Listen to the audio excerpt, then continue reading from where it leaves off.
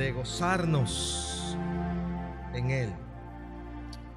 Seguramente usted se ha gozado y también ha reflexionado a la luz de la palabra que hemos cantado en esta hora. Quiero nuevamente desearle los buenos días a todos los que se conectan a nuestro servicio en vivo por Facebook Live o los que ya están conectados, deseando que el abrigo del Altísimo sea con ustedes y sus familias ahora y siempre. ¿Saben?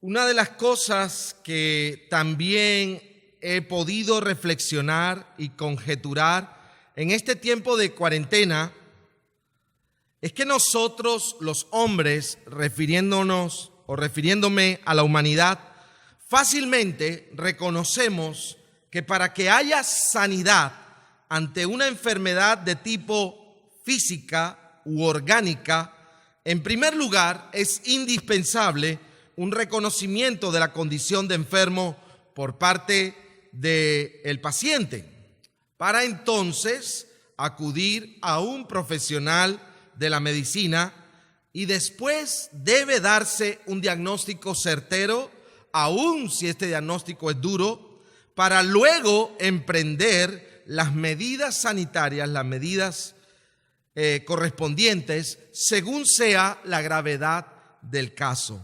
Sin duda, todos estamos de acuerdo con esta dinámica. El tema comienza a ser diferente cuando experimentamos sintomatología física, pero de orígenes psicológicos. Todos hoy sabemos que hay enfermedades con síntomas innegables desde el punto de vista orgánico, pero cuya sanidad pasa por el reconocimiento de una situación psicológica no explorada, no diagnosticada, no abordada, no tratada hasta el momento, las cuales se conocen como enfermedades psicosomáticas. La ausencia de reconocimiento, diagnóstico y abordaje en la mayoría de las ocasiones sucede por cuanto el origen data de muchísimo tiempo atrás en nuestra época de infancia.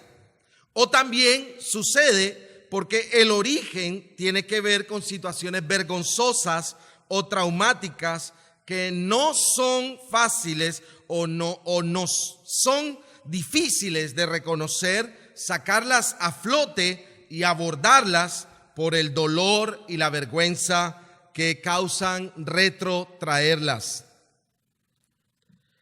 Ahora imaginemos cuánto más complicado son las situaciones que incluyen lo físico, lo psicológico, pero tienen un origen moral o espiritual.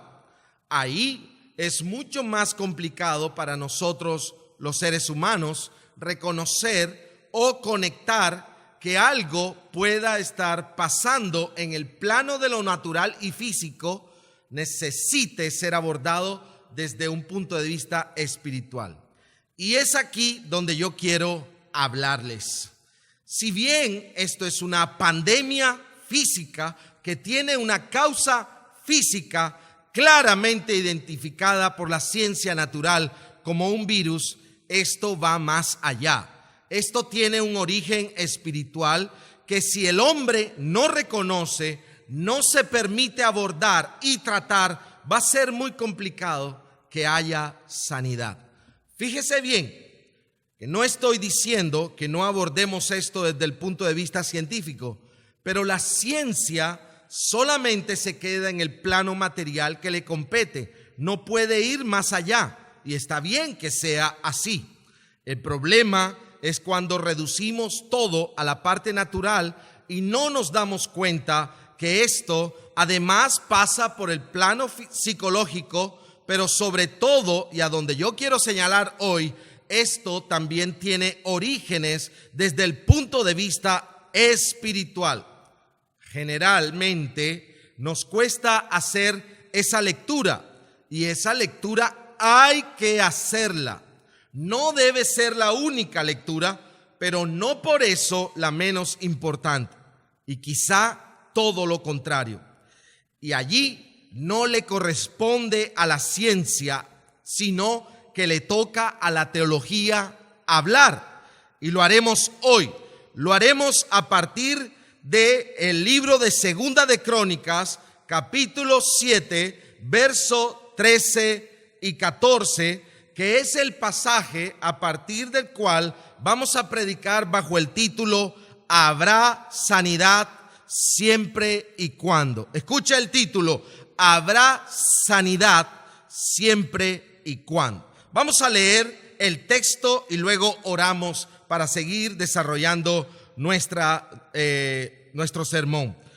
El texto de segundo libro de Crónicas, capítulo 7, verso 13 al 14 dice: si yo cierro los cielos para que no haya lluvia, y si mando a la langosta que consuma la tierra, o si envío pestilencia a mi pueblo, si se humilla mi pueblo, sobre el cual mi nombre es invocado, y oran y buscan mi rostro, y se convierten de sus malos caminos, entonces yo oiré desde los cielos, perdonaré sus pecados y sanaré su tierra. Acompáñenme a orar. Padre, te pedimos que nos hables a lo más profundo de nuestros corazones. No queremos escuchar por escuchar. Queremos que esta palabra, cual espada de doble filo, entre hasta lo más profundo de nuestro ser y provoque la respuesta que el cielo está esperando de nosotros. En el nombre de Jesucristo de Nazaret, dándote gracias. Amén. Amén. Quiero recordar el título: Habrá sanidad siempre y cuando. Habrá sanidad siempre y cuando. En primer lugar, habrá sanidad siempre y cuando reconozcamos nuestra maldad. Habrá sanidad de parte del cielo siempre y cuando reconozcamos nuestra maldad. Nuestro texto claramente dice, refiriéndose a Dios, abro comillas: si yo cerrare los cielos, si yo mando la langosta, si yo enviare pestilencia, cierro comillas, y agrega, refiriéndose al pueblo, abro comillas, si se convirtieren de sus malos caminos, yo perdonaré sus pecados, cierro comillas. Claramente se nota que el juicio como acción divina viene a causa de la maldad de los hombres. El texto que acabamos de leer sin vacilación sostiene que el Dios de la Biblia sopesa la conducta humana y más allá de su amplia paciencia llega el día de llamar al orden. A diferencia de la teología popular que niega que Dios castigue, la Biblia reseña que si nosotros, siendo malos, sabemos dar buenas cosas a nuestros hijos, incluido la disciplina, cuánto más Dios, que es Padre perfecto y por excelencia. Déjeme mostrarle algunos textos que usted puede ir anotando o buscando en su casa. Éxodo 32, capítulo 32, versículo 34. Éxodo, capítulo 32, versículo 34. El segundo libro de la Biblia, Éxodo, libro de Moisés, capítulo 32, verso 34. Dice de la siguiente manera: ve pues ahora, lleva a este pueblo a donde te he dicho, mi ángel irá delante de ti, pero en el día del castigo los castigaré por su pecado.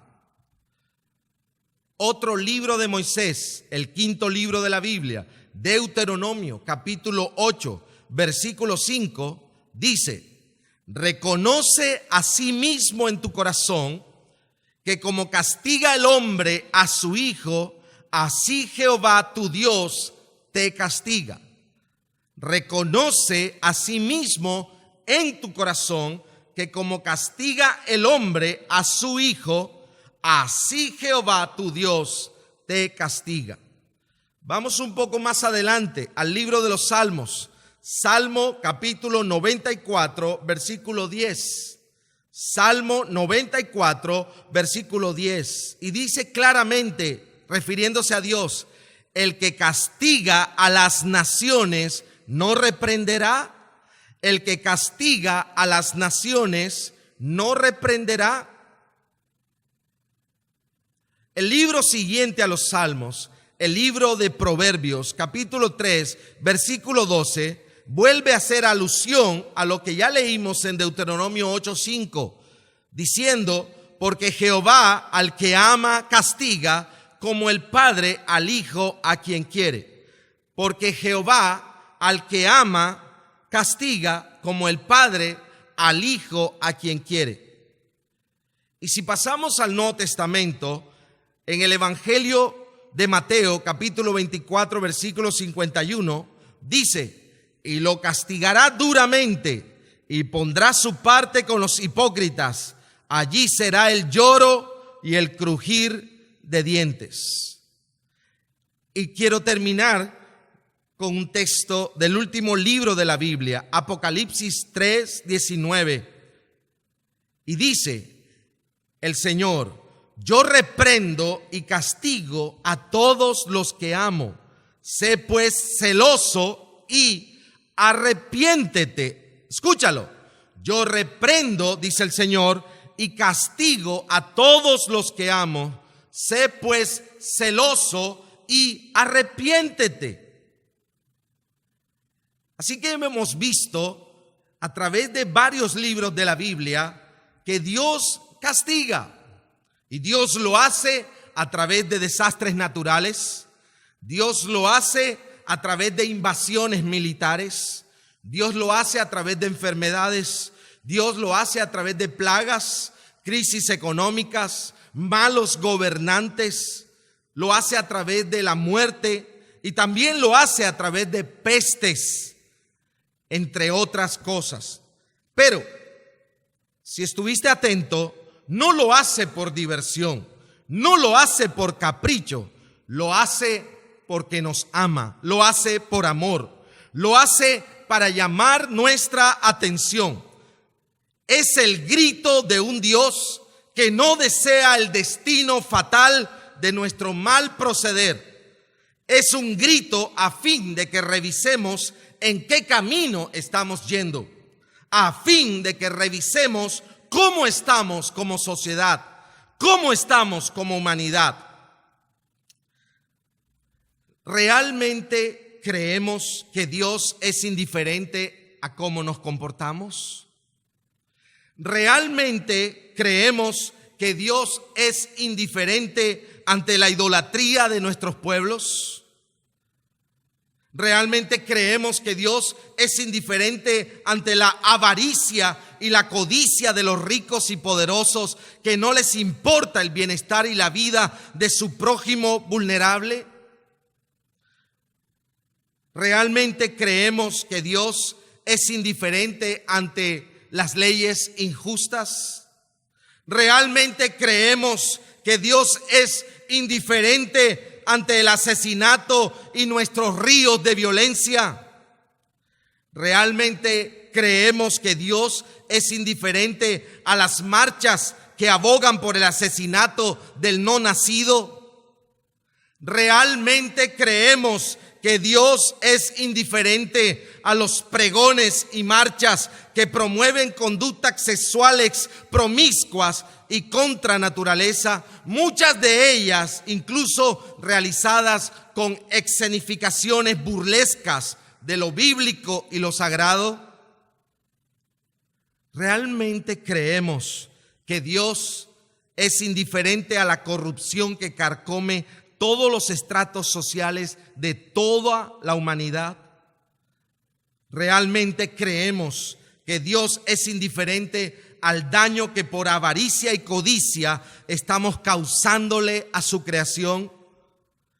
¿Realmente creemos que el Dios de la Biblia puede pasar indistinto e indiferente a la manera rebelde y obstinada de comportarnos delante de Él? No, mi hermano, no, mi amigo. Dios no es indiferente. Dios, el Dios de la Biblia, no es indistinto. Y tenemos que reconocer nuestra maldad en penitencia, lamento y llanto, si de verdad queremos sanidad. Habrá sanidad siempre y cuando reconozcamos que hemos pecado delante del Dios de los cielos. Y en segundo lugar, habrá sanidad siempre y cuando cambiemos nuestra manera de vivir. Es muy evidente en el versículo 14 que cada exhortación que Dios hace desnuda uno a uno los pecados de una sociedad a la que Él decide juzgar. Dios devela, descubre la arrogancia cuando llama a la sociedad a humillarse. Eso lo dice en el versículo 14. Si mi pueblo se humillase. Arrogancia que no significa únicamente la prepotencia de quien mira por encima del hombro. No. Está hablando es de la decisión de la humanidad de no contar con Dios. Se está refiriendo es a la arrogancia del que cree que todo lo sabe. La arrogancia del que se apoya en su propia inteligencia, en su propia salud, en su tecnología, confort y bienes. Y por lo tanto se convence de que no tiene nada que consultar a Dios. Esa arrogancia de la que participa esta sociedad moderna y posmoderna desemboca en el segundo error, que es la ignorada total a la persona de Dios. Ignorada, que es dejada al descubierto cuando el mismo Señor llama al pueblo a que lo busque. Todo lo contrario a la búsqueda de Dios es la ignorancia de Él. Ese es el pecado de esta humanidad. Una ignorancia que en pequeñísima proporción se traduce en ateísmo, pero que en su gran mayoría se refiere a un pueblo religioso, sí, pero un pueblo que se quedó con el ritual, se quedó con la religiosidad, se quedó con la tradición, se quedó con las luces, el escenario y el show, pero que decidió no tener en cuenta al Señor en su manera de ver la vida, en su manera de decidirla, de vivirla, de afrontarla y solucionarla. Alguien tiene que decirle al pueblo católico de nuestra nación y de todas las latitudes que la fe cristiana no se reduce a ir a una misa, que tiene que volver a abrir la Biblia, que tiene que volver a leer la Escritura, porque en ella se encuentra la verdad que nos hace realmente libres. Porque en escudriñarla, dice nuestro Señor Jesucristo, podemos hallar la verdadera vida, la vida eterna, la vida para siempre. Pero alguien tiene que volverle a decir al pueblo evangélico de esta tierra y otros dominios que esto no se trata de espectáculos, no se trata de emociones, no se trata de dinero y de la cultura empresarial del éxito, que esto se trata es de volver a la senda antigua, de volver al viejo libro, al libro de siempre, a la Biblia, a la Escritura, a la ley y a los profetas, la cual hemos abandonado, y es la razón por la que cada quien anda en su propio camino de maldad. El llamado que Dios está haciendo es que abandonemos nuestros caminos de maldad es dejar de hacer aquello que a Él le desagrada. Si no lo hacemos ahora, ¿cuándo lo vamos a hacer? Como dice el pastor norteamericano Raymond Orlund, abro comillas, si los pastores y nuestras iglesias salimos de esto solo para regresar a la normalidad, entre comillas, aliviados pero sin arrepentimiento, sin oración, sin valentía para predicar el evangelio, habremos desperdiciado nuestro momento histórico. ¿Y qué más? Pregunta él. ¿Qué más tendrá que hacer el Señor para sacudirte y para despertarte? Si los ricos y poderosos no entienden ahora que su mayor tesoro, que la mejor manera de atesorar y acumular riquezas es compartiéndola y siendo compasivo con su prójimo vulnerable, ¿cuándo lo van a aprender? ¿Cuándo lo van a entender? Si los que apostaban por una vida, por una de las dos vidas, no entienden ahora que la vida es sagrada y que hay que cuidarla, que protegerla con escrúpulos desde el mismísimo vientre de la madre, ¿cuándo lo van a entender?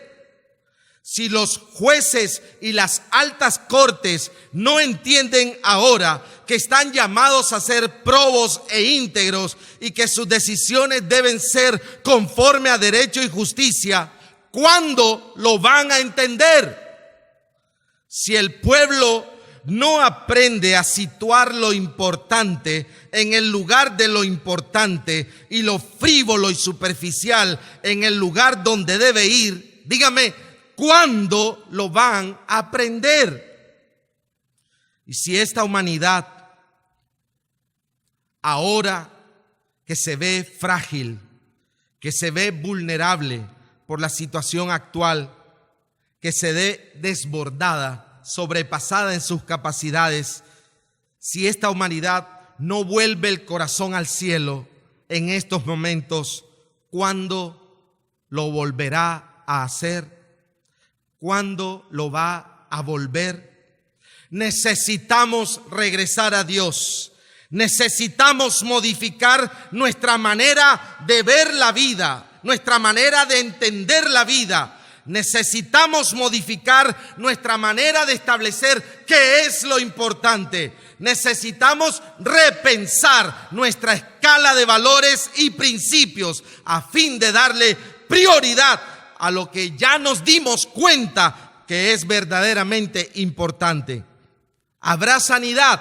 Sí, siempre y cuando modifiquemos nuestra manera de vivir. ¿Habrá sanidad?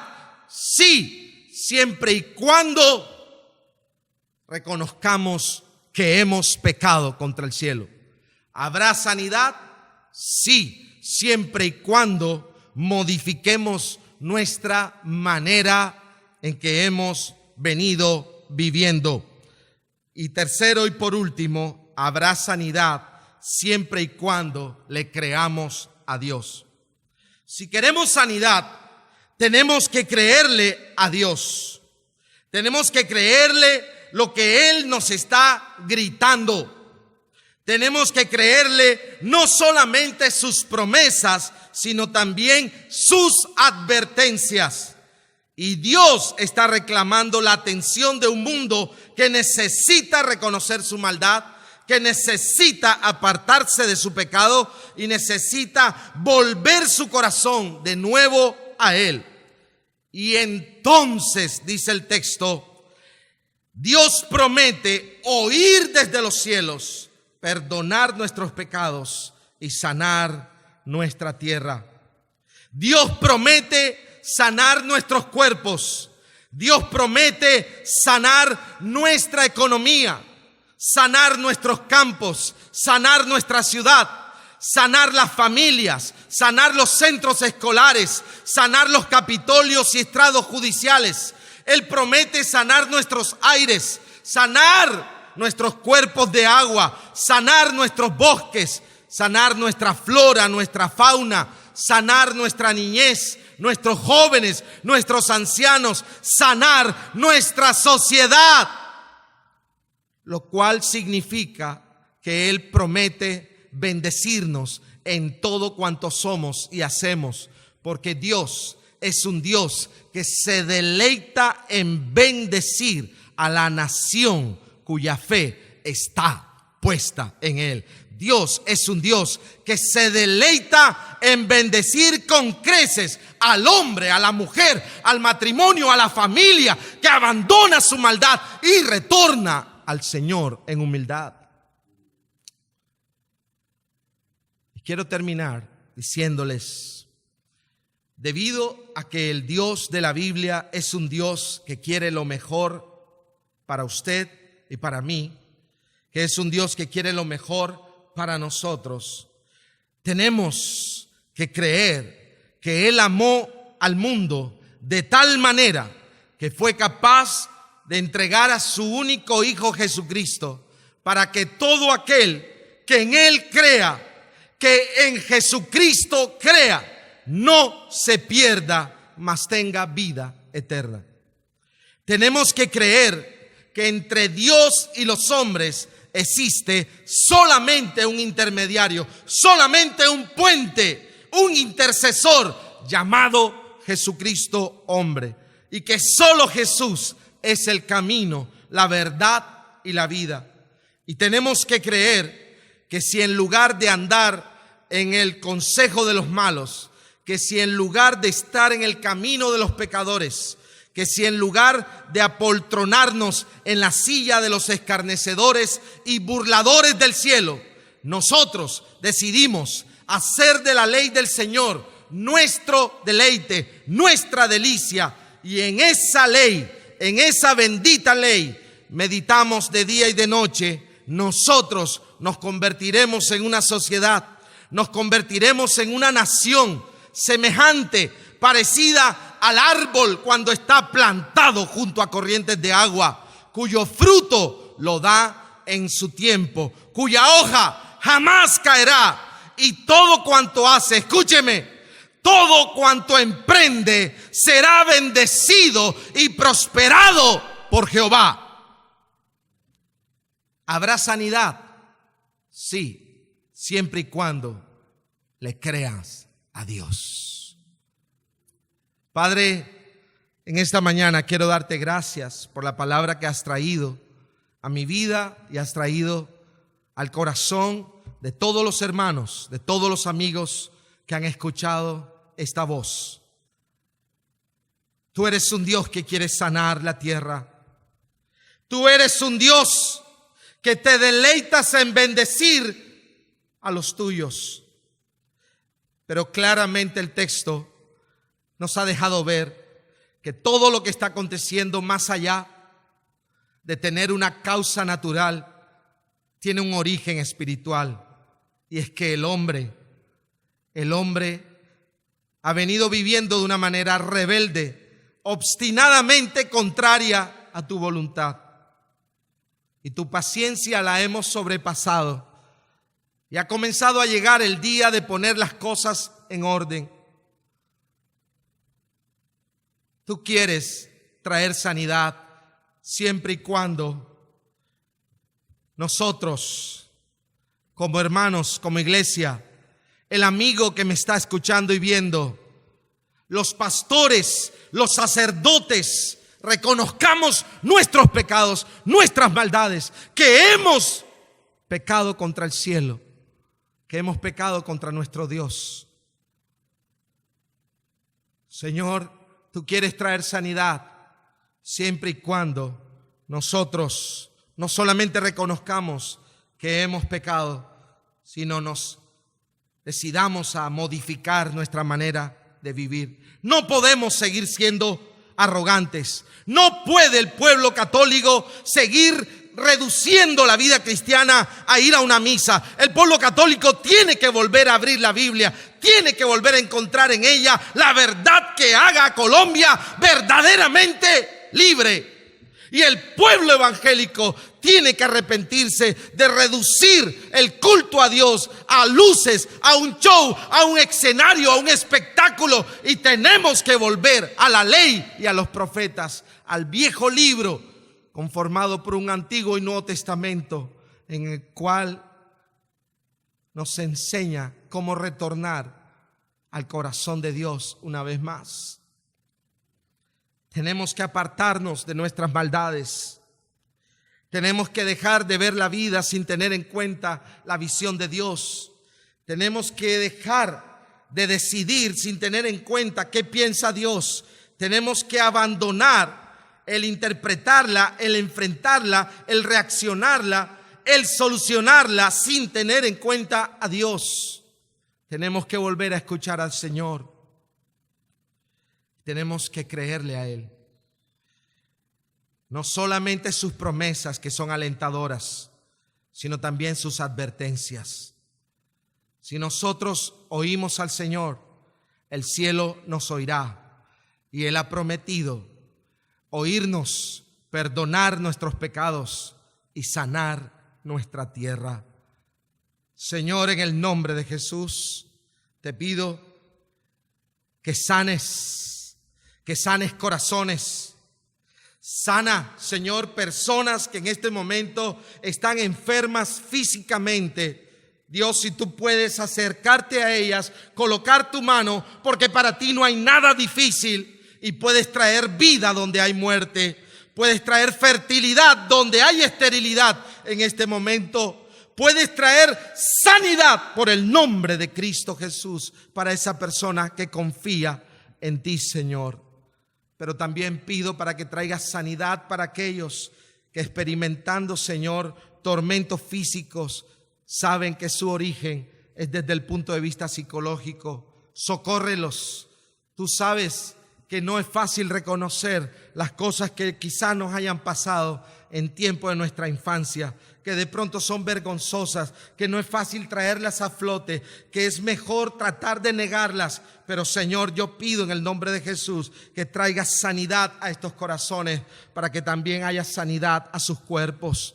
Pero yo ruego que traigas sanidad a los espíritus, sanidad a las almas que se han dado cuenta en esta mañana a través de esta palabra que han estado viviendo lejos de Dios y hoy humildemente se arrodillan, se postran y le piden al Señor: vuélveme a ti, Jesucristo. Trae sanidad a esos corazones en el nombre de Jesús.